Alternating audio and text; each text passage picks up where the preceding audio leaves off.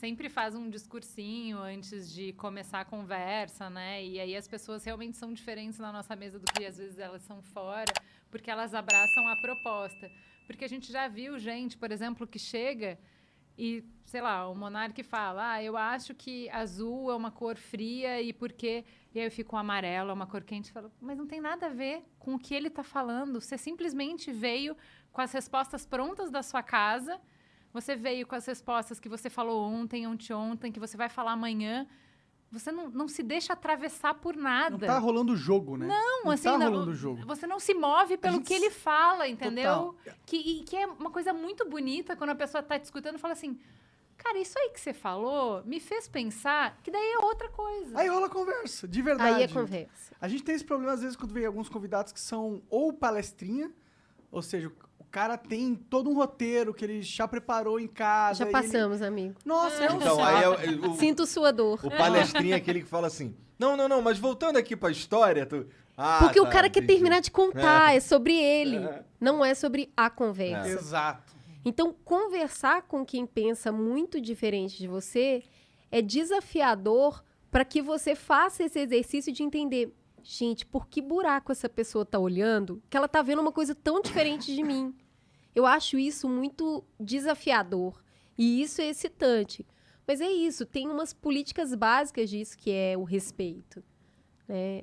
É essa conversa. O que eu tô te falando e o que você tá me falando é essa dança. Aí, cara, aí é bonito. E sem mentira, assim, né? Porque, assim, aí rola a conversa. Quem pensa diferente não tá aquela coisa que a gente fala do pombo enxadrista, né?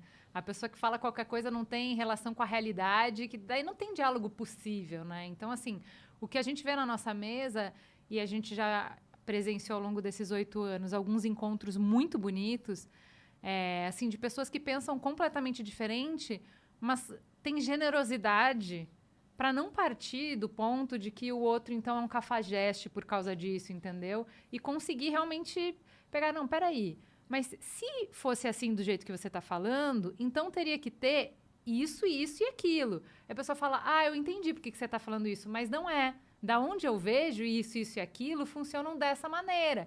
A pessoa fala, não, mas se funcionasse dessa maneira, a gente não teria esse problema. Sim, mas aí... E aí a conversa está indo para algum lugar, eles não vão concordar. Mas eles estão... É gostoso isso, Eles estão descrevendo os problemas, estão descrevendo Exato. as percepções de cada grupo. Isso é muito pro cara que está assistindo, não que está na mesa, é muito gratificante e engrandecedor, porque ele começa a ter uma noção de contexto social que ele não tinha antes. Para mim, o que eu mais vejo nesses 8 anos é que nenhuma teoria, nenhuma escola de pensamento, nenhuma perspectiva dá conta da realidade. A realidade é muito complexa. Sim. Então, toda vez, cada um está vendo um fragmento. Então, assim, eu tô vendo toda a parte que a minha teoria explica bem e eu não consigo ver, não enxergo ou minimizo a importância das coisas que não encaixam na minha teoria, entendeu? Sim. Quando eu encontro uma pessoa que pensa diferente, ela só vê o que não encaixa, ela não vê o que a minha teoria explica. Quando esse jogo é feito desse jeito que a gente falou, esse jeito produtivo, o que acontece? Eu saio da conversa entendendo mais da minha teoria.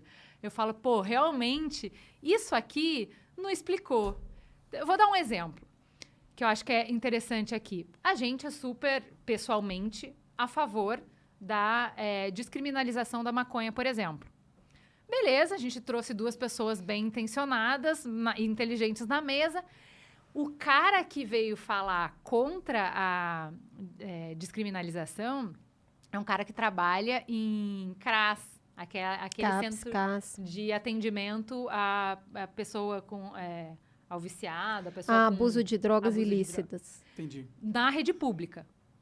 Então, ele não é um cara que eu posso dar palestrinha para ele, porque o cara vive na prática. O pior das drogas. E o que ele falou? Ele falou assim, cara... O pior do abuso.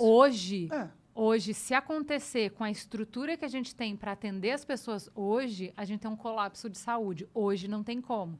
Então, o que acontece? Toda a minha teoria, ela continua de pé. O porquê que eu acho que tem que... Agora, o que eu sei? Putz, eu preciso melhorar muito o plano de contingência. Para que a gente descriminalize, o que eu tenho que fortalecer o sistema para que não gere uma pane? Então é isso, quando eu converso com quem vê de um ponto diferente de mim, eu não preciso mudar a minha ideia, mas eu enriqueço ela, eu complexifico ela, né? Claro, com certeza, essa é a beleza, né? Inclusive, eu vi um neurocientista falando uma vez que a sanidade é um problema muito complexo para o cérebro, para um cérebro resolver. Então, o que a gente faz? A gente pega esse problema, que é a sanidade, e a gente faz um outsourcing para toda a sociedade. Ou seja, a sanidade não é só o nosso computador que computa e chega é todo mundo junto que chega no que é ação. Que E legal. é algo que seria impossível alguém saber. Tipo, se você colocar você sozinho em algum lugar numa ilha, você vai ficar maluco, porque não existe conceito de sanidade quando você tá sozinho, entendeu?